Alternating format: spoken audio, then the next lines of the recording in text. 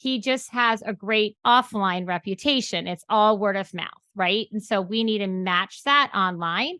So again, if he doesn't have a Google My Business page, or maybe he does, but he's not responding to those reviews. Well, reviews are 14.9% of Google's algorithms in general. And a lot of people think you just need to have a Google My Business page. Make sure you write that down. 14.9%. And you have to respond to them. 14.9. And a lot of business owners don't respond to them. So you want to respond to the positives and the negatives on those, because it's all matches there. It shows that you care as a business owner. Updating photos. A lot of people think of online marketing, say your Google My Business page, your Yelp page. You create it and you let it go, right? I'm going to create it. I'm going to, it's like a LinkedIn page. You have that little 100% once you're filled. Once you're filled on LinkedIn, they think, oh, I don't need to do anything else. No, you have to have content. So a lot of times businesses make mistakes of they create a Facebook page, but then they don't post on it. You create a Google My Business page and your photos are 5 years old. Welcome to the Small Business Safari, where I help guide you to avoid those traps, pitfalls, and dangers that lurk when navigating the wild world of small business ownership. I'll share those gold nuggets of information and invite guests to help accelerate your ascent to that mountaintop of success. It's a jungle out there, and I want to help you traverse through the levels of owning your own business that can get you bogged down and distract you from hitting your own personal and professional goals. So strap in, adventure team, and let's take a ride through the safari and get you to the mountaintop.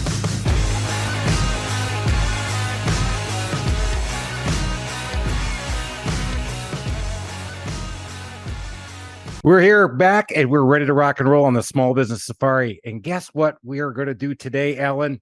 We're going to drink wine for the first time. We're drinking wine. I'm not. I know, but you should be. And we're drinking wine. We're drinking an Elise wine. Very good bottle of wine. Blah, blah, blah, blah, blah, blah. Ah, but you're going to love this, because we like to say this is good juice, baby. Love this stuff. You're going to love it all. You're going to drink it. Can I make a confession? Yeah. I have never paid more than $10 for a bottle of wine in a store. Can I make a confession? I will never pay less than $20 for just a glass of wine in any restaurant. That's why I'm going blah, blah, blah, blah. It's going to be wine, blah, blah. Let's go. Just like Sideways. What? I know. Wait, did you ever drink any Merlot? Well, they killed the Merlot industry with that movie. With that one it's line. Only now just coming back. I know a little bit. It's only now coming back. See, I knew you knew something. Yeah. You know what? We're going to know a lot more today after we get done talking to our guest today. So we better jump in and talk to our guest. Who's our guest? Oh my gosh, I'm glad you asked. We have Tracy Moore from RevLocal here with us in studio as we get ready to say cheers. Cheers. Hey Tracy, how's it going?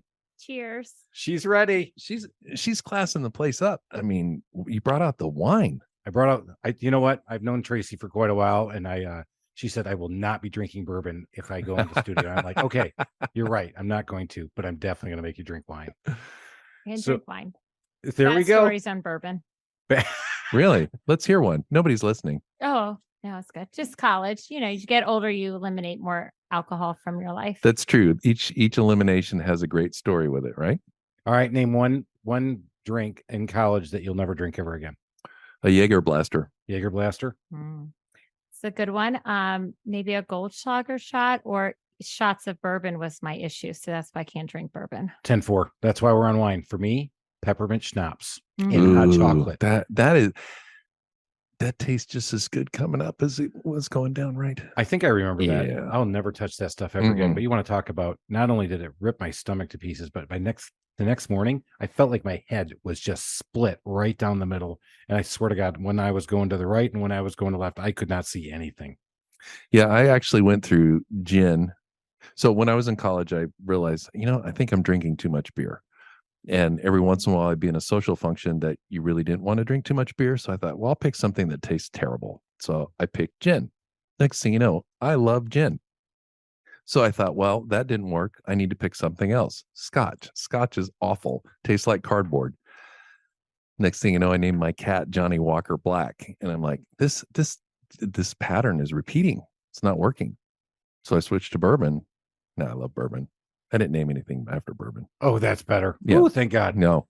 So I guess if you're just tuning into the Small Business Safari, you're wondering what the hell we do. Well, we drink while we talk business. And today we're going to talk business. We're going to talk all things marketing. This will be the one episode you want to listen to if you are starting a business or in business and you have to get a great local presence and no marketing, because I've known Tracy for quite a while in the marketing space, and she's going to drop some serious marketing gold knowledge that we're going to absolutely eat up. I'm excited about this. All right. But before we get there, Tracy, where the hell are you from again? I was born and raised in Fort Lauderdale, Florida. And then I went to school at University of Mississippi, or Ole Miss. And then when I graduated, I moved here to Roswell, Georgia in 96. And I've lived here ever since. You big Ole Miss fan still? I am. Yeah. I'm not a fair weather fan. I still am. Okay. It sounded like she qualified that. I am. No, I grew up liking the kinda. Miami Hurricanes. My dad went to school there. So that was where I was born and raised, going to games since I was in my mother's stomach. So I'm kind of a Hurricane person, number one. Ole Miss second, and then you live in Georgia, so I pay attention to Georgia. I still want to go to a game and tailgate in the Grove. It's the best. I hear it's the changed best. A lot. I mean, when I went to school there, we would tailgate almost out of like back of our like Forerunners or pickup trucks and things like With that. the Goldschlager. Yes, with the Goldschlager. Actually, it was RevLocal bourbon back in the day. But then from there, people now have hanging chandeliers and it's catered, and then they have the garbage cans out there. So it's Is that for the barfing? Bit. Yes. Oh, they don't want the litter everywhere. That's awesome.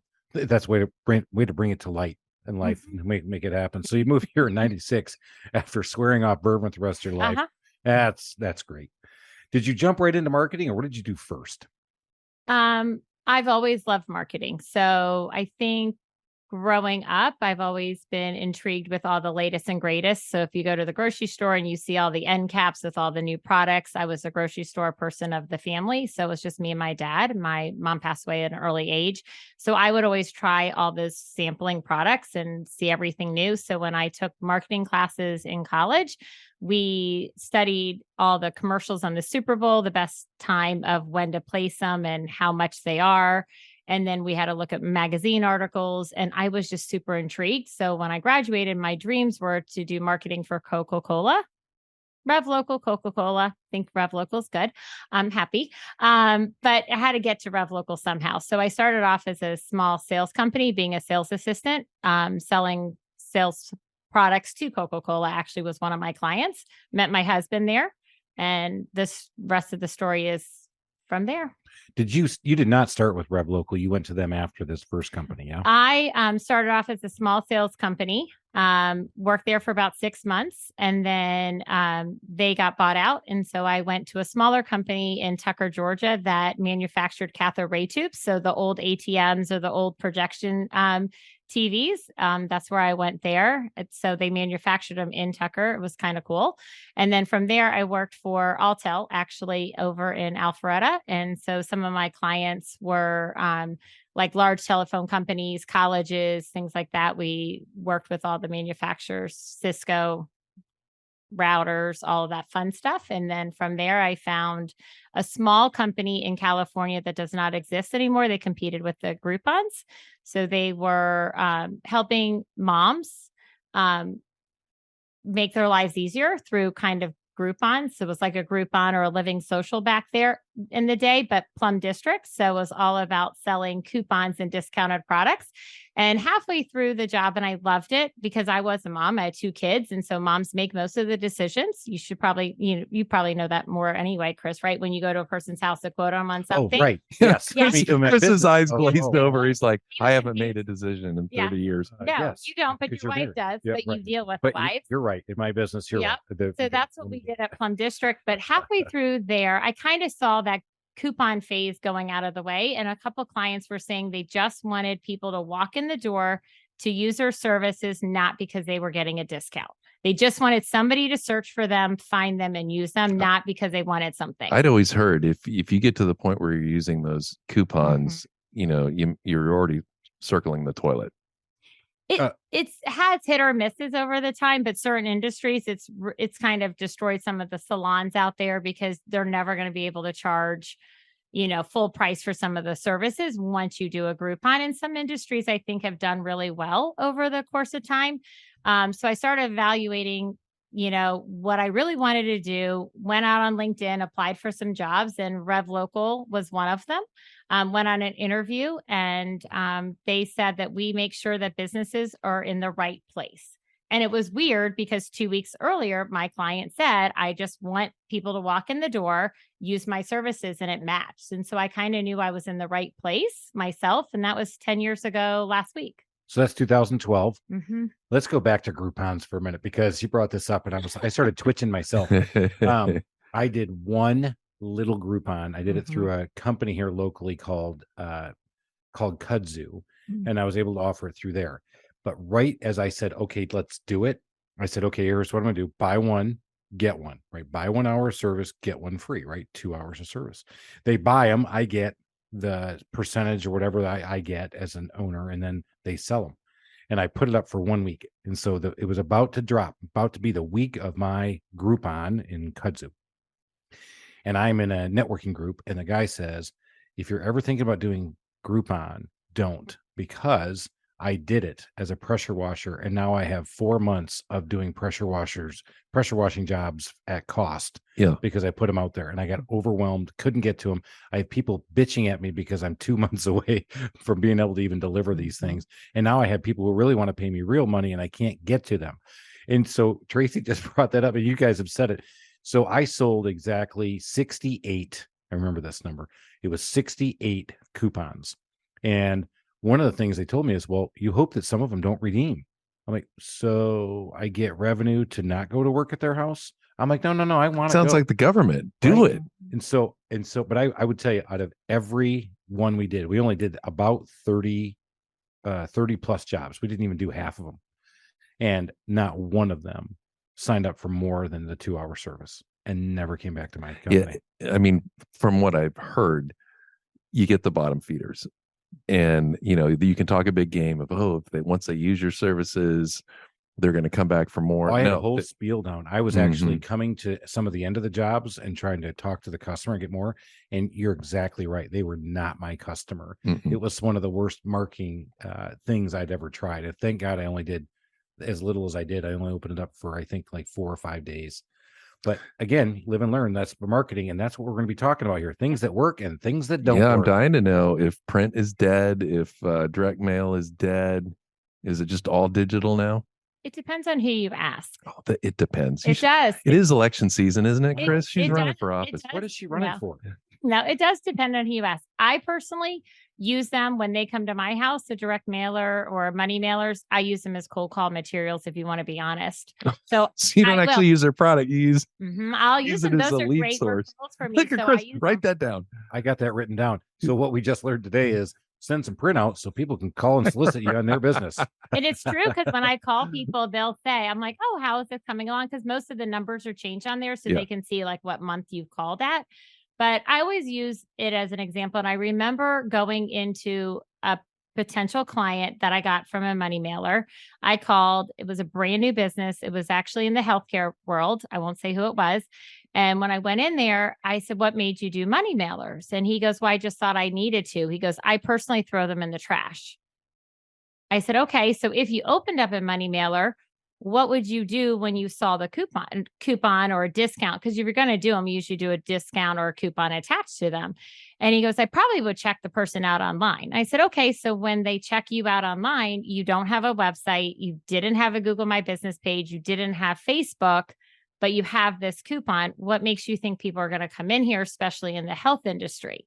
So it was eye-opening to me when I asked him how much he spent, and he had to do 6 months. And it was like, I think almost maybe, I don't know, it was maybe 5-7 years ago, maybe $750 to $1,000 a month, but he throws his in the trash. And so it was just interesting to see how that works. I wish that was the number, as I learned that Money Mailer and Pack didn't work either, because I was doing. Your yacht would be at least 30 feet longer if you hadn't wasted all that money. If I had not wasted all that money, you know how many more trips I could go on, Alan? I have so there aren't enough weeks in the year. This is hard. And so thank God I've lost some money. So I have to keep going back in here and working and listening more about how to do better at marketing. So let's get back to that, shall we? Not my personal. Okay, thank you. So Again, Tracy's like, what did I just do? Yeah. Why am I here? Well, yeah, we're getting back at it. All right. Yeah. So back to Alan's original question. Yes. You're basically saying print's dead.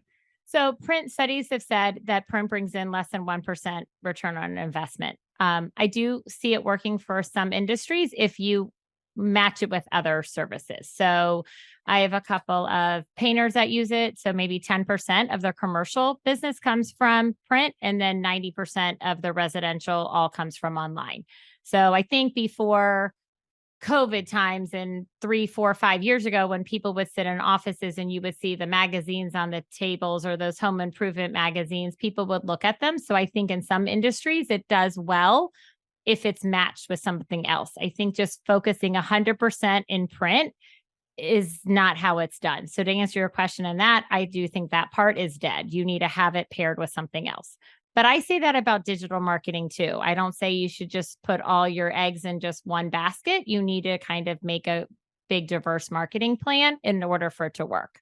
And then you test to see what's going to work best. Two gold nuggets right there. Print could be used, but it needs to be used in pair with something else. And you need to have a diverse marketing plan.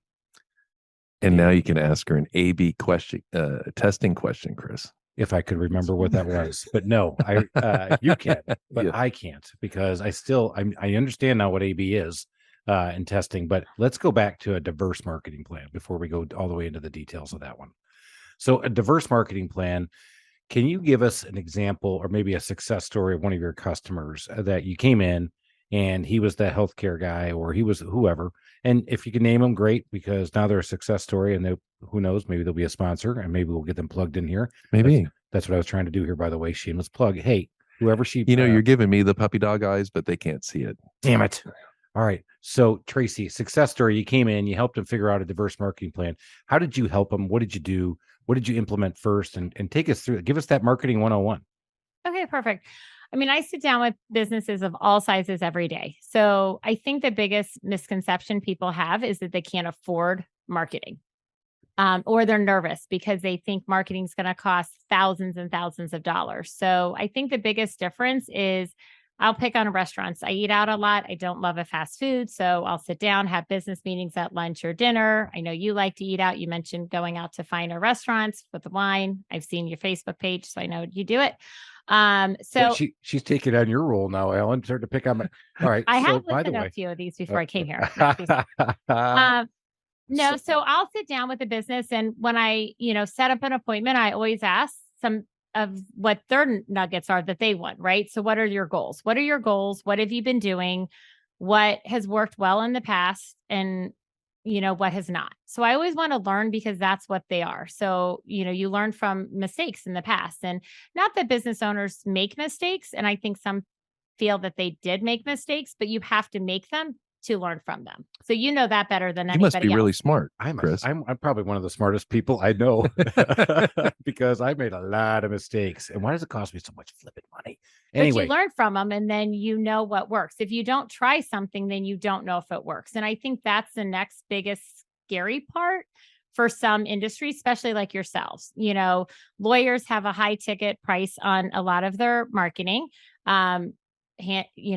Contractors in the home services also have another high ticket price. But essentially what I do is I research the business. So if it's a restaurant, if it's a lawyer, it doesn't matter. Honestly, any industry, we work with all of them. I sit down and evaluate them online. I search their business name. I want to see what their reputation is. Does their reputation offline match the one that's online? I search their website. I make sure all the links and attachments work on their social media. I search if they're listing 5 of their top services online. I search those services. Do they show up under them?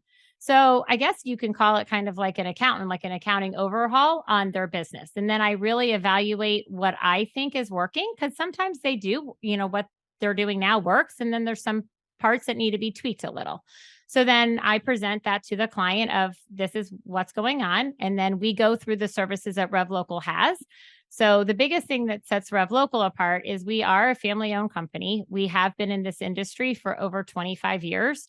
We weren't just a print company that jumped on the online bandwagon years ago. We've always been in that industry. And we do try to sell the right services. So some people can go completely crazy and spend as much budget as they want. But the next month, when that bill comes again for the second month, are they getting that ROI from the first month? So some people look at it, you have to spend thousands of dollars right away. But I know that I don't want that client calling me the next month saying, I just got billed for the second month and I haven't, accumulated that ROI yet. So some people can say slow and steady wins the race. It just depends. We go over the budget. We go over what their goals are, how we can meet them, and give them a game plan. So a lot of times we might start them only on one of our services and then show them that growth. If they have a growth of how they want to grow, Chris and I were talking about it earlier. What was your number in 2021? What's your goal for 2022? And what's your goal for 2023? It's the steps. You guys come up with that as business owners. And so that's what we do. We might make steps in their marketing plan to make that happen for them. What's a reasonable amount of time, to really test something? So somebody, you actually started with some people don't think they can afford to market. And I'm thinking, well, you can't afford not to market, but you throw this money out there and you're expecting an ROI, and the phone doesn't necessarily start ringing off the hook tomorrow. So what are some realistic expectations you tell people when it comes to launching a marketing campaign? That's awesome. Great question. Oh, come on. Yes. Tracy's my favorite. She doesn't even know that we keep score on great questions. And that's that was bullshit. All right. It was an okay question. In fact, he took too long asking the question. No. But anyway, okay, fine. He was very detailed. He was great. And I got to it. I landed the plane. It came right around. All right. Fine. Boom. Okay. All right. I'll let you answer the question. It was kind of good. Thank you. It is one of the number one questions that I do get all the time is, if I do this, what am I going to get? And I'll get it the opposite. So say Chris has been in business for 20 years and he's now trying to figure out how to compete with all the newer businesses, and you're opening up the same business tomorrow or a week from now. And you tell me, Chris tells me, first of all, I want to compete with all these other people. I've been in business for 20 years and I'm nowhere on page one. I get that question a lot.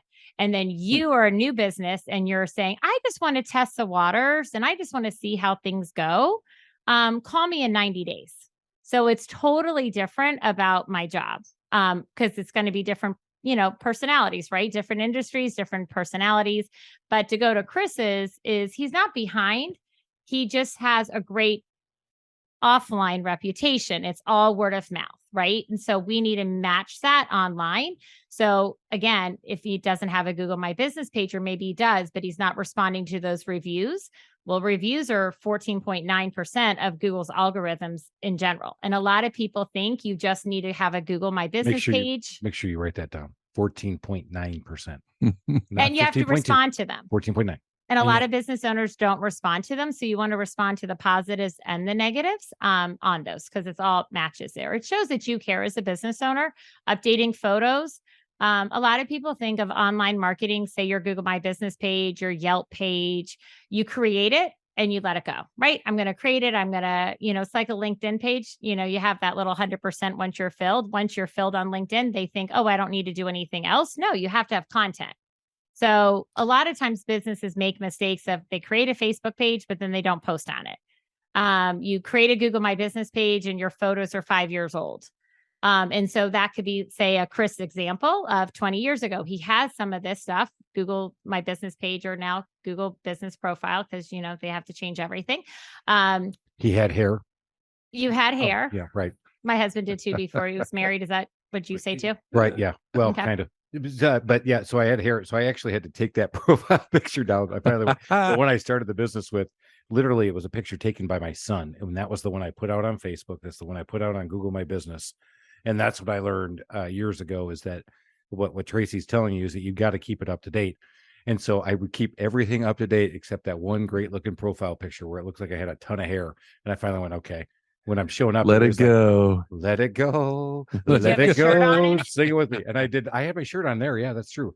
And Tracy's bringing up another little secret of mine. Yes, on Facebook, I like to take my shirt off when I take pictures. Every picture. Yeah. How does that help your business? It doesn't. Oh. But I took it off during COVID and took a picture. I was in the never mountains, put it back on. And I because I heard that's how you get COVID was the shirt. So I just don't put my shirt back on. Is that your excuse? I didn't make that one. That was it. Yeah. I said, I don't want to get the COVID. I can't wear the shirt. I don't want the COVID. Not put the shirt on. I'm going to ask a different question because I want to get this image out of my head of Chris shirtless. But do you actually you help with creating the campaigns and the ad copy and everything, or is it Absolutely. just placement? So we do it all. So Okay. if somebody hires RevLocal, we actually do it all. And not all marketing companies do that. Sometimes they second source some of the services out. So we have teams that do everything. So different services. So if you hire us for local search, that services is on our local search experts. If you hire us, and to answer your question a little bit before we got off topic about Chris's shirt, is Or local lack search thereof. your Google My Business page, all your directory listings. We like to say around 3 to 4 months. I remember my very first client, he was a cute little country guy, and he came up to me and gave me a hug on our 90-day meeting. He goes, I finally get what you're doing for me. Somebody called and said that they found me under this service, under this search. And I was like, what are you talking about? He goes, I honestly forgot that I even hired you. And then I realized, oh my gosh, I'm getting more and more business from you guys online. Social media, it takes 6 to 7 months. It's really the longest and hardest to get there because you can post all day long, but if you don't have the followers, no one's necessarily seeing those posts unless you have a whole bunch of likes and shares. Websites, it takes some time to build a website. First of all, get it indexed by Google, get it to show up, have the organic side of search engine optimization on that as well. Paid ads is probably the quickest way. I always say it's kind of like the microwave popcorn. You can pop your way up to the top of the page. But the kicker is your budget has to be there, right? So that's the competition. So that's that A/B testing you were talking about. It's about the budget. It's about your competition out there. To really be at the top, you have to spend some money in some industries. And you have to spend a lot of money. So that's my next question. So I'm going to actually start a handyman service here in Atlanta, and I want to kick Chris's ass. Mm-hmm. And yet he's at the top of every page, and he owns the market. So I'm starting my new business. I mean, how do I even have a chance to get close to without a massive budget? And I had that when I had my store years ago. I mean, all the keywords, everything was just, taken from these giants that I'm trying to, it was totally David and Goliath. How do you counsel somebody who's got the David budget to fight against Goliath? You start off with a really good foundation. So how you're being found. So Chris's main area is Norcross. So he really does show up everywhere in Norcross, but for him to show up in Sandy Springs or maybe Dunwoody or Alpharetta, he has to pay to show up there. So the map section, that Google My Business page, they only show 3 businesses, and they're going to show them that's relevant to the searches in Norcross. But if he wants to be on that first page of Google, then he's going to have to pay to play. So look at Google as a monopoly board. I always tell everybody the object of the game of Monopoly is to buy a whole bunch of property, have somebody land on you, and pay your rent. So the first page of Google is, broken down into 3 main sections. So you have your paid ads up at the top, which is what you're talking about. So you pay to play. So however much competition is vying for those top 4 spots on the paid ads, because they show 4 at the top, that's how it's generated from the budget. And it goes through a couple different things. You need to have a good ad. So it has to be an ad quality score. They look at your reputation. It looks about the budget that you're willing to spend. And then that generates that cost per click, and it gives you an ad quality score. And so that all generates to show how many people can fit at the top of that page. On the Google My Business top of the page, a lot of people don't realize that at the bottom, there's also paid ads. There's 3 of them. So those ads didn't pay enough to get to the top of the page. And then the next section is your map section. That's where most people really know, because it's the driving directions, it's a call button, it's looking at their website. You can look at their reviews, their photos. I say that's your storefront. So the old days, you walk through a mall, if you see a pretty picture in the window and you're looking for art, or if you see a cute top, you're going to open up the door to that business to go in there. That's your Google My Business page. Look at it that. If it's not pretty or doesn't have a shirt on, somebody's not going to go in there. You need to go to the cute top store, Chris. I knew exactly where you're going with that. Hey, hang on now. I think it attracts viewers. All right, no, go. I want you to comments. Yeah. And it does. I definitely get eyeballs on that one. Yes. And then the third part is at the bottom is all the organic. And so that's where websites show up. So that's your organic SEO. So that's where your websites show up, or directory listings. So if you're searching, say, for we're drinking, if you want to go out tonight, you want to go to a nice seafood restaurant, steak restaurant, whatever. I know you're drinking beer. Chris is now craving steak, and he types in best steak restaurants in Atlanta. You might get some paid ads up at the top. You're going to get the Google My Business page or Google profile, Google Business Profile. Love that they changed it. And then at the very bottom is that organic. So you might see for restaurants, TripAdvisor. You're going to see some Facebook pages pop up. You're going to see some websites. You're going to see Yelp. You'll see other directories in there. And so that's what I was talking about in the beginning about all your eggs in one basket. We talk a lot about Google. It is the mothership of all the directories, right? It's the top. It's the Mac Death Daddy. Star. It is. It's too. all the way up And at the it's top. sucking everybody in. It Well, does. and I'm kind of curious, and I wonder if I'm typical of a lot of consumers now. When I Google something, I don't even see the paid ads at top because I won't click on them. I intentionally go down and look for the organic because I want to know, and I go past the TripAdvisor and the Yelp and everything, and then I start, looking for the ones that really should be coming up.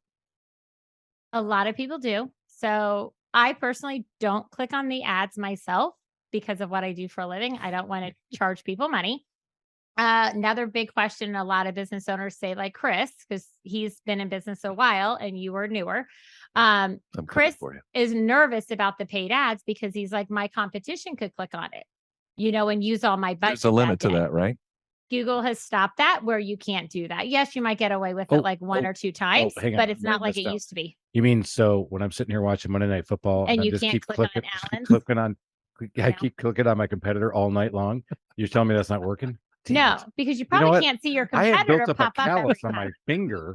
I had built up a callus on my finger, basically hitting that sucker and going back to it and going back to it. Screw you The whole time. Yeah. While I'm watching football. So you're, oh boy. So there you go.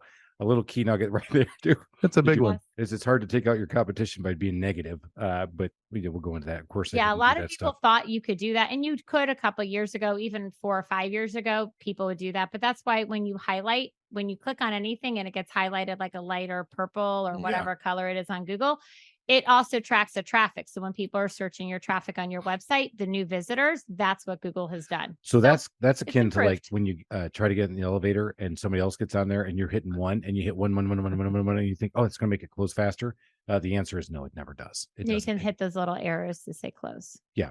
And you can hit that, but you can't hit one and make it go faster. You were that kid, weren't you? I was that kid too. Did you also hit all the numbers to make the elevator go to all the floors afterwards? No, I didn't do that. But I will tell you, like, especially when I was in corporate America and I'd have to go up to the 8th floor and we had 32. And I did not want to stop at anyone between 2 and 7. Right. And so the big elevator doors would open and I'd close and you'd see somebody running them in. Oh, yeah, come on. And I'd be going, close door. I was that guy. So you didn't hold the door open? No, he made him feel like he was helping. Like, come on. Stabbing him in the back. Oh, the whole Brutus. time. Hey, I'm just trying to get to my job. It's all about Big Daddy. You know what? And I want to make sure my company was taken care of. Okay, I'm kidding. Wasn't that bad. All right, let's go back to this. Not totally sure you were kidding, but I'll go with that. You're right, actually. Okay, so let's go back to the Google Monopoly Board. I love the phrase that Tracy uses. She's used this with me in the past, and I'll make sure everybody has a chance to really soak that in. Google is a monopoly board, and your job is to buy more real estate on there if you want to grow. So if Alan thinks he can possibly even come close to being as good as me, you're nervous already. Huh? I'm coming. Dude, I will take you out by your knees. I will take you out on your knees. You know what? Those tires aren't even going to be close to inflatable by the time I'm done. So good luck getting to that job, buddy. I have not done that, by the way. Never done that. You haven't slashed your competitors' tires, but you've thought about it, obviously. I'm just saying no. I mean, just so we all got it straight. I did not do that. I'm kidding. I never did that. All right. So Google Monopoly Board, top of the board, most expensive real estate. It is. For sure, because you have to pay your way up there. But that's the only way you really can get outside of your local search. So that's Park Place. It is. And a lot of people try to cheat the system. That's good. So if you have a plumber and you want to be, or say Chris is trying to cheat the system and he has an office in Norcross, but he then tries to come up with like P.O. boxes or those rent a mailbox places, mailbox et cetera, and they have an address, but they're not really a business, and you try to buy them in all the different cities. A lot of people have asked those questions before, but you have to manage all those listings. Just because you have an address does not mean that you're going to show up in that 3-pack on the map section. So when I first started with RevLocal, there was actually 7 businesses that can show, and then it goes down to 3. And sometimes you may see 4. So people have questioned me, they'll say 4. So people have gotten smarter at Google, right? So when Alan, you said you don't click at the top 4. I don't even see them anymore. You don't, No. but you probably don't notice that there's one in the map section too. So if you see 4 maps that pop up, that first one will also say ads. Nice. And so that's a local map section. So again, to the real Insidious. estate of the Google first page, there's so much different real estate you can buy. When it all comes down to it, you fix houses all the time and businesses and bathrooms. If it wasn't built properly the first time on that steady foundation, it does not matter what you're going to do. On top of that, it will crumble like a Jenga board, right? You pull it out too fast, the whole Jenga falls down. We're playing a lot of board games here today. I'm playing You are. Monopoly and Jenga. I'm like going back to my youth. Are we going to do Pictionary in a minute? But a lot Chutes of and people ladders. understand it that way. And that's you know what? Actually, a lot of take that people back. get Those it. analogies are completely accurate, Mhm. especially when it comes to marketing, because one of the things hopefully everybody's picking up here, what Tracy's putting down, a lot of people will come in there and try to sell you the snake oil sales of, oh, this is voodoo. You don't understand it. You got to do what I do. I do pay-per-click. You give me $5,000 a month and I'll make it all happen for you. Give me a year and it'll all happen for you. Like, whoa, time out, man. Tracy just told you 90 days, limited budget. Let me understand your why. Let me Mhm. understand your story. Let me understand your goals. And I'm going to come back and tell you something. That's not snake oil sales. That's all right. I'm going to tell you how to play the Monopoly game, and I'm going to make sure you don't fuck it up in Jenga.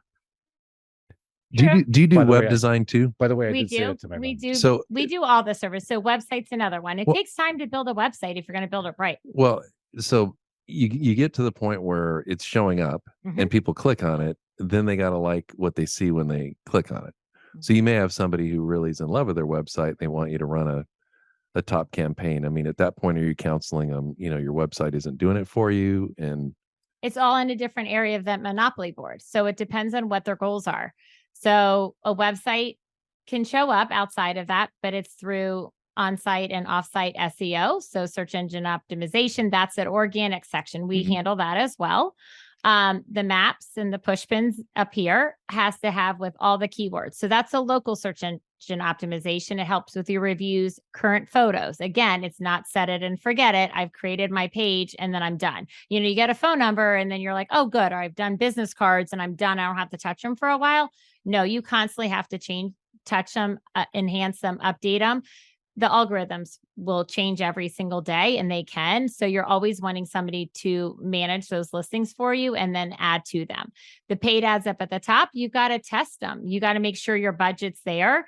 It can change at any given time. So just because, say, if you're searching for, we'll do wood rot repair, right? If Yep. you're searching for wood rot repair, and say the average cost per click, I'm just making up a number here, is $18.16 on a Tuesday at 12 o'clock, does not mean it's going to stay that way forever. So those average budgets is what we look at. Monday morning, it might be a little bit higher because people are outside on the weekends, walking around their houses, playing outside with the kids. They might look up at a window and go, oh gosh, when did that happen? Then on Monday morning, they're going to call or they're going to search on Google for that. So those ads could be a little bit higher. We always talk about we're coming into the holiday season. So jewelry stores, big ads, it costs money. Wedding season, the cost per click for engagement rings, custom engagements, those costs per click go high. Florist, big times of all the peak holiday seasons. Christmas tree lights, we were talking about it now when you're hanging lights up on your house. So a lot of businesses that can't do their work, say for pressure washers when it's too cold outside. I mean, it was freezing this morning, that they can do other services. So it's seasonal. So a lot of marketing happens to be seasonal as well. So you can do seasonal campaigns. Typically on any paid ad campaign, we always say 6 months minimum. It takes a couple times. I always say your first month with paid ads is your worst month. Your first month is your worst month? First month is your worst month. because you have to go through that testing. You have to figure out the budget. You need to make sure that you're relevant. You need to kind of test what kind of keywords are on there. And then we want feedback from our clients. So we do have monthly conversations with our clients. We don't want to assume no news is good news. We want to make sure they're tracking it, making sure that they're getting, if they're getting some form submissions, if they're getting phone calls, are those really good leads? Are they closing those leads? Is it too far away? So we talked about territories and where you want to go and where you want to emphasize it. You don't want your guys driving 3 hours one direction to come back 3 hours to another direction and go. So if it's not a big area that you focus in on a lot, your schedulers are not going to want to necessarily go there. So there's so many things that come into play. It's not just saying, hey, I'll give you $10,000, go make it happen. Sure, give me $10,000, but I need to know your goals. I want to know how committed you are to this. How are we going to have these conversations? So the best kind of clients for us are ones that communicate. The ones that don't communicate tend not to have the best ROI coming through there, to be honest. And so I'm honest because I can, you know, if you're selling something, I take it a little differently. Yes, I'm in sales, but I don't really like to be called a salesperson. My job is more to educate you, consult you on what we can do for you.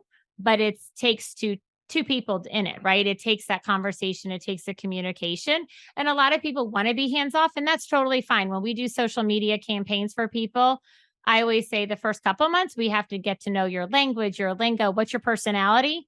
Might take a bit longer to get to know Chris's personality in some aspects. So maybe 3 or 4 months. I was just wondering, can we do this from Acapulco? Is that good? Yes. If I told you my goal was to be in Acapulco for a month next year. Yes, we can have phone calls wherever you want. Okay, thank you. All right, so there you go. I was wondering if she, had a geographic boundary, but apparently you've discovered that. I found one. Yeah, because little foreshadowing.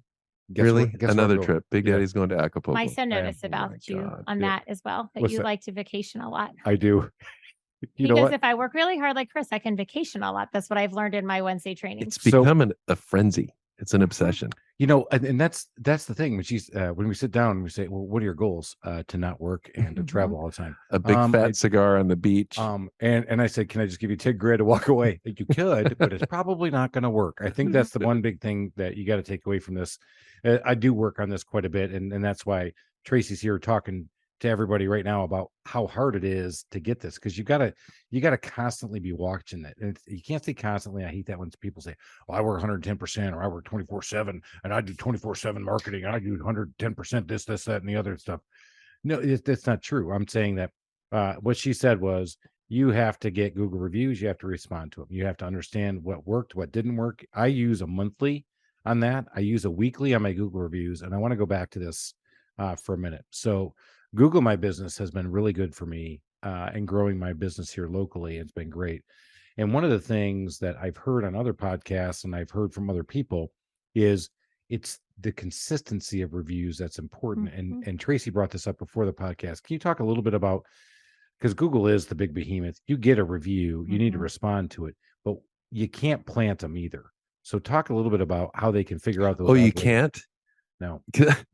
I am so sick of, and now everybody has a million reviews, and the Amazon ones are the ones that absolutely kill me. And I actually sent a bunch of them to my son, who's an English teacher, and they use them as illustrations in the class. But it's like, I'm looking at a barbecue thermometer, and I've got these poorly written reviews that said, "Oh, this product helped save my happy number one marriage," and I'm like, and hit 5 stars. My happy barbecue, and I mean, and you read through all these they're just obviously garbage reviews.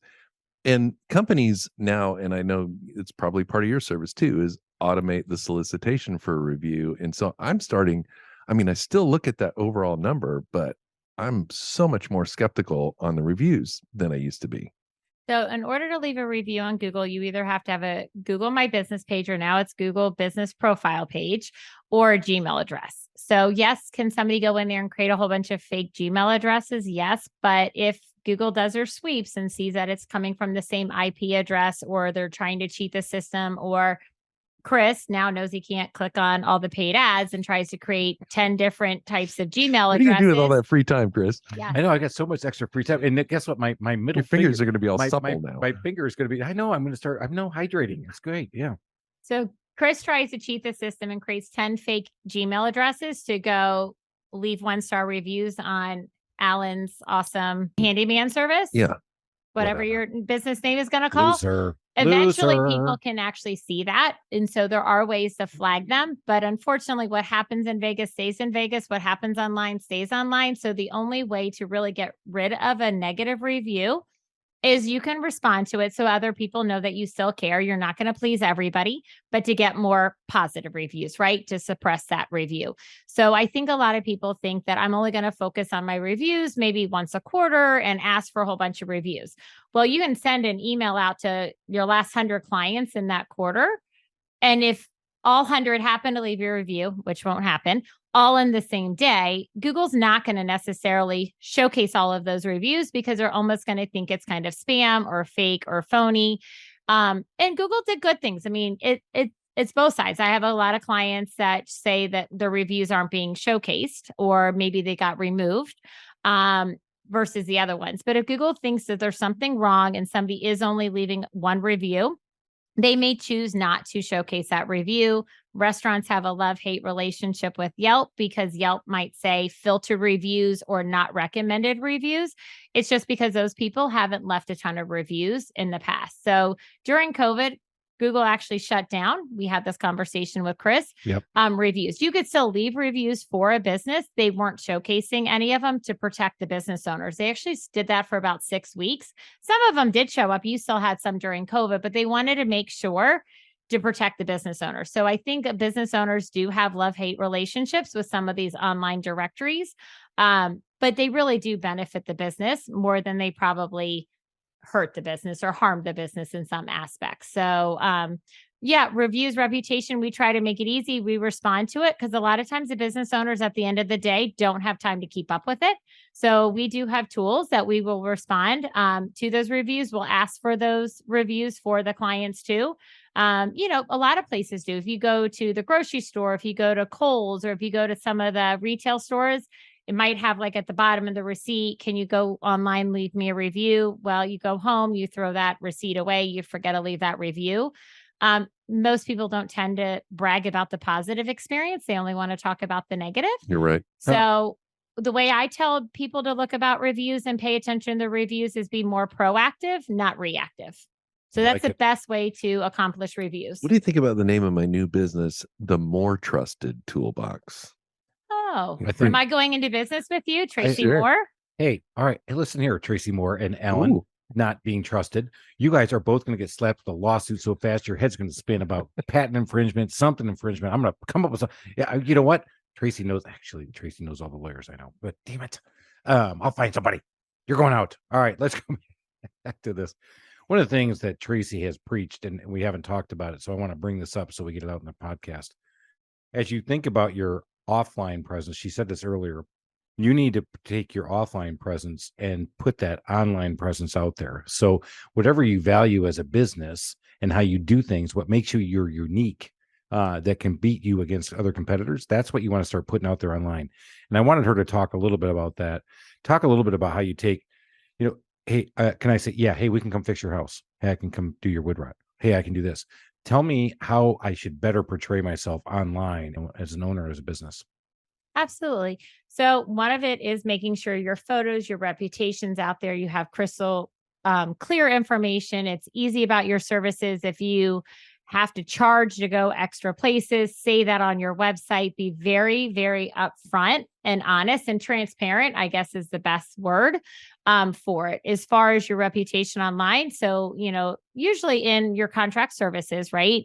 You'll go out and quote a service. And if it's especially a larger service, so maybe not like your handyman for a half a day or the day, but if you're building a deck or taking apart a deck or fixing the concrete or stairs or enclosing a screened in porch, higher ticketed items, bathroom remodel, shower, a hole in the wall, ceiling, whatever you do, people are going to ask for referrals, right? Testimonials. How's your reputation? Are you bonded? Are you insured? All that good stuff. Do you come in trucks with your logo on your shirt? That, to me, that's all matching your reputation online versus offline, right? So how does that match online?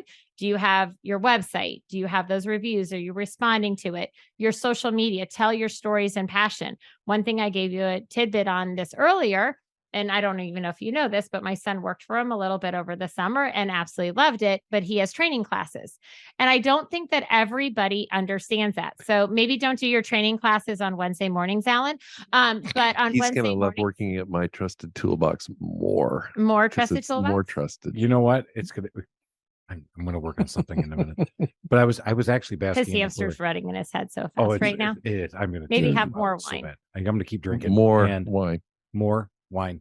You're going more down. I get everybody back to her son who loved working for me, Alan, for me, right? He has Check that. nothing But to you need compare to it tell to. that passion. So to me, I think a lot of businesses don't understand that. So I was talking to Chris about this earlier. His name is all about the trusted toolbox. Chris hires employees and then they represent his business out there, where Chris can't be in every home, every small commercial place that they're doing repairs. He has to train his employees. He has to trust them. He has to educate them. He has to make sure they're equipped with the right equipment. That's about as pun I can get. Is that what the word is? That was pretty good, actually. Okay. I was about to say, I'm not like, witty at all. At all. I love to walk into ladies' houses, look at everything. I'm going to make sure I got my right equipment with me. Oh my gosh. know. If I And- knew that's where you were going to go, Oh, what? I would never have used that. And wait, it's even better. No, So people don't. ask all the time, "Hey, what do you guys do?" And I look at her and I go, "We do everything." Wink. Wink. You winked twice at me. That's why he's not allowed in the customer He center. winked with both eyes. We Yeah. do everything. That's why he's not allowed out. But he trains his employees, clearly not like this. No, he trains his employees to do well. As I say, not as I do. Exactly. Yeah. So you go in there, but that's the passion. And I think the part that stands him apart from everybody else, and show that online. So talk about it in Facebook, talk about it in lives, maybe even do a snippet about your training classes online. Yes, could your competitors, quote unquote competitors, go out there and steal stuff from Not you? even a chance. Go ahead, Alan. Try this. But ahead. again, What? but I think Go there's ahead. room Try. for everybody in the business. So a lot of people ask me, in fact, we talked about it in one of our group chats, is somebody got a referral. It's a true story. They're in Texas, got a referral to a business.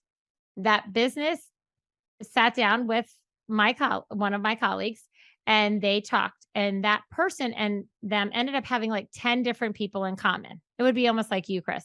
And then that person said, I make all the decisions. I trust my marketing person. I trust the owner. You're good. This is great. We're just going to go over the budget. And then they came back and said, can you give me a couple other businesses? You ready? That do marketing, because we have tried to get 2 other quotes to compare your services to, but they don't respond. I love that. Well, shouldn't that be the best thing? So they asked us to give us 2 of our quote unquote competitors to go look at. And That's one of the, if I it was understand the that correctly, oddest it's question the I've ever dumbest seen. thing I've ever I heard. thank you. So we Yeah. responded and basically said, I think that's your answer. They don't have the time to call you back. Was it a for millennial quote. that asked you that question? It wasn't even me. It was one of my colleagues, but we share stories of, I have a this is an guess. odd one. I have a vote. Yes. Yeah. Yes, 100%. Yes. Yes. Hey, I'm too lazy to go do this. Can you go Yes. find me 2 other quotes and bring them back to me? Uh-huh. Yeah. Right. Speaking of the crazy. next generation that's younger and dumber, Yeah.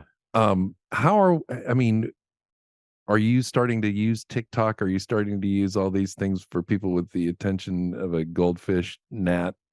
We get that question a lot. So totally aging myself. About 5 years ago, everybody talked about Pinterest, right? Can we advertise on Pinterest? We get Nextdoor a lot. We get a lot of closed networking, not networking groups, but closed Facebook pages. There's a lot of mom sites out there, going back to the moms making their, number one decision of the family. Eyebrows raised, Alan. Mom Yes. sites. Mom sites. Really? Yes. How can I get on those? Hey, Yes. baby. It's not Now, mommy. your wife Oh, can. So you can, or you your want to dig a employees handy man can. with no shirt on? Here he is. Oh my goodness. Oh my God, where do we go? Where Let's do we get go? back here. back on track. All right. No, so a lot of those places, a lot of people will go on there to go ask for reviews, reputation, all of that. So going back, I almost lost my train of thought when you said you were going to be a mom. You had your mom voice. So I totally lost my train of thought. Well, Totally threw me off. I'm used to the no shirt, but the mom voice totally threw me off. But to go back to that, I think that's kind of where people ask me those questions all the time. So should I advertise on TikTok? Should we advertise on Nextdoor? Should we do here? My biggest thing is that there hasn't been a lot of proven analytics back on TikTok, whether or not it can bring in that much return. There was a fast food place that came in. It was off of Old Milton in Alpharetta.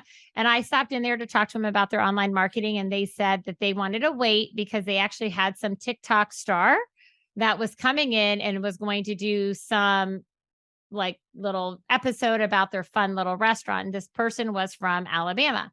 Well, what happened is they did, and 4,000 people came into this restaurant in 2 days. They ran out of chicken.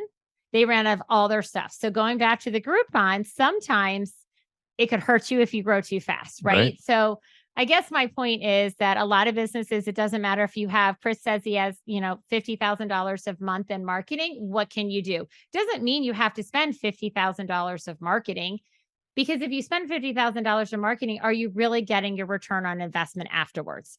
And so I guess that's my point, is that we want to look at all those different services. So Google My Business, your Google profile page, your maps, your push pins, your reviews, reputation, foundation part, right? You build a house. First, you have to build a steady foundation. Then you obviously websites attached to that too. You need to have that. You need to please that button that says websites on there. But then do you want to do your paid ads? I mean, you could do a whole bunch of paid ads, but right now, a lot of people can't do that because they don't have employees to service that. So they don't want to go too crazy. We have a mutual friend who had to come out of our networking group because he didn't feel comfortable getting referrals from us if he couldn't give them the same satisfaction. That is a smart business owner. He wants to keep that foundation piece, but he knows he doesn't need to spend extra marketing because he doesn't want to spend extra marketing and then hurt his reputation. Does that make sense? Total sense. So we break it all down into that business goals for that business to sum it up. You did great. This has been awesome. I think one of the things you got to take away from what she just said was when she said foundation at the beginning, to be honest with you, I'm not sure I caught it, but maybe you guys all did on the podcast. But what she's talking about is taking care of your own business, and you can go viral. Yeah, sure. That's a one-time event, but you got to stay after your business because your foundation is what keeps bringing people back every time. Slow and steady wins the game. That's the end of the day. Even in marketing, if you're not listening to what Tracy is putting down for you, man, she's not trying to sell you the gold that it's all going to happen. Give me 10 grand, walk away. And next thing you know, you're going to be a millionaire going to Acapulco next year. You have to stay after it year after year, day after day, week after week. This has been awesome. Tracy, thank you so much for coming here today. You have dropped so many gold nuggets around marketing and how to grow your business. I know that this episode is going to go viral. Come on, baby. Let's go talk about it again. Hey, Small Business Safari, we have to go. But before we leave, we have got to ask those 3 questions that we always love to ask before we let her go. Oh, I hope she prepared for this because here we go. All right. She's got notes. She has notes. Uh-oh. She's looking down. Well, oh my God. That's a lot of notes she's pulling out. Oh my God. All right, here we go. They're kidding. Tracy, she's killed the radio. I know. All right, here we go. It is all make believe. Here we are in the Home Service Institute headquarters. What is the favorite feature of your home? I would probably say my backyard. We moved 6 years ago to an older home, and I love looking out at the backyard in the fall, in the spring, in different seasons, seeing the flowers, the full trees, the pool. It's just fabulous. I can't say this. Is this going to be trimming your bushes? So careful jokes? I know she was trying so hard. Careful. She was trying so hard. Tracy's got a big backyard. Come on, baby. Tracy loved her big backyard. Yeah, 4 bottles of wine that he consumed here. It's no problem. Here we go. Tracy loves her backyard, and we love her backyard too. Can't say that. She's married. I love her husband too, so he's a great guy. All right, but it's her backyard. There you go. Actually, I don't. And she has a pool back there. You need to go to the next question. Come on, it gets even better. All right, let's keep going. All All right, Tracy, we do out there. You obviously have your hand on marketing. You understand it. You've talked to a lot of restaurants, but what is one of your biggest customer service pet peeves?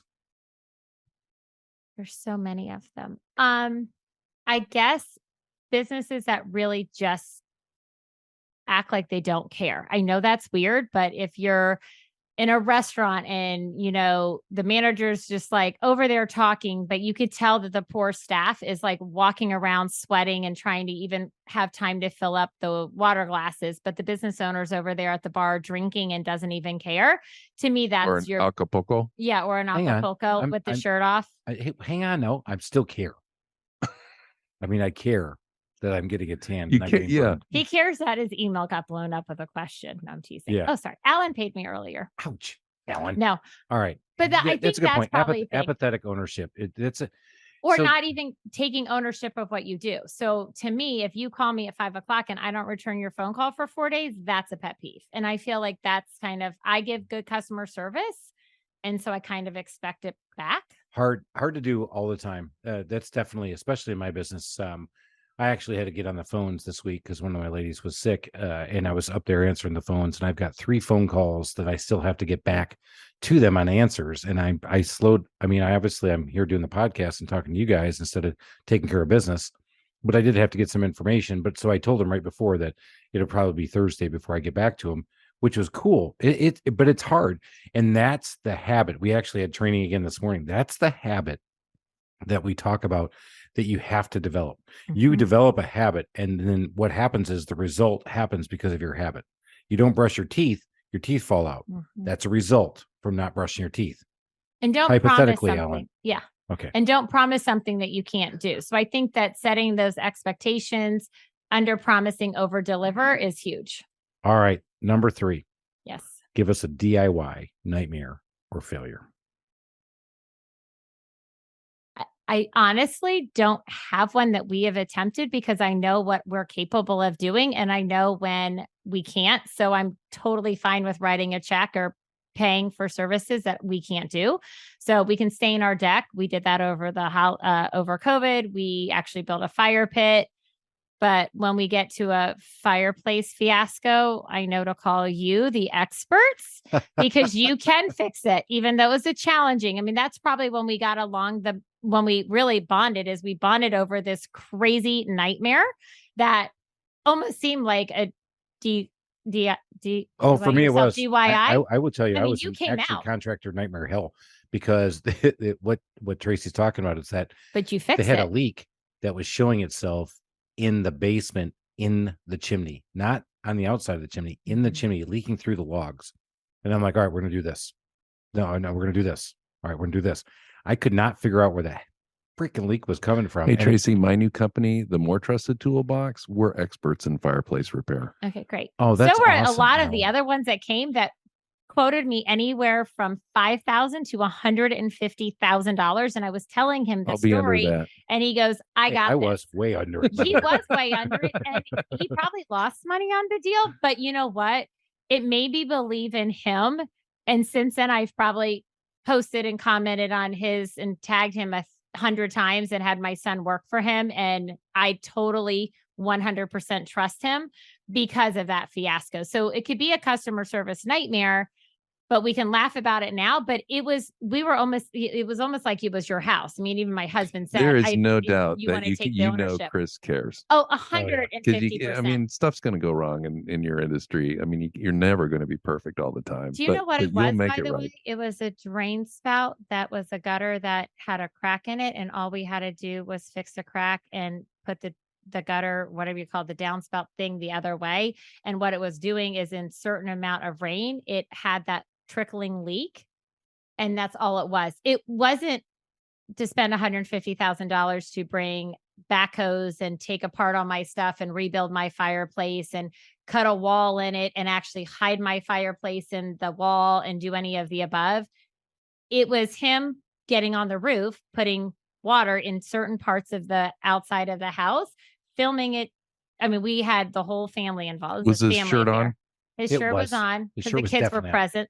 But yeah, so it was interesting, but it was interesting, but it was a fun little project and it worked. That's funny. So I said, give me your DIY It was story. really yours. It really wasn't mine. So there we go, You everybody. paid for the project. I knew I couldn't do it, so I paid you. Yeah, I appreciate that. No, Thank you for actually, undercharging me. yes, that was awesome. And Tracy, you've been awesome. Tracy, let everybody know how they get a hold of you or the RevLocal team, because one thing we didn't talk about, and you say this a lot, people buy from people don't buy from companies, but your company is amazing. You guys do a great job. Everybody here needs to buy from Tracy. You need to hear from Tracy. How do we get in touch with you? So if you just Google Tracy Moore Marketing or Tracy Moore RevLocal, my information comes up right on our website. You can certainly call me. Let me give my number, 770-361-3215. It's my direct cell phone. I answer it all the time. You're more than welcome to text me and call me with any questions that you have. My job is more education side. RevLocal is a nationwide company. We are found everywhere. I live in Roswell, so I tend to cater to the North Fulton area, East Cobb markets, but we can go everywhere. I have clients in probably 30 different states. We are a family-owned business, and we really do try to put our customer service first. We don't believe in just selling any services. We believe in selling the right services with the right expectations. We're not going to please everybody. We just aren't. You're not going to please everybody.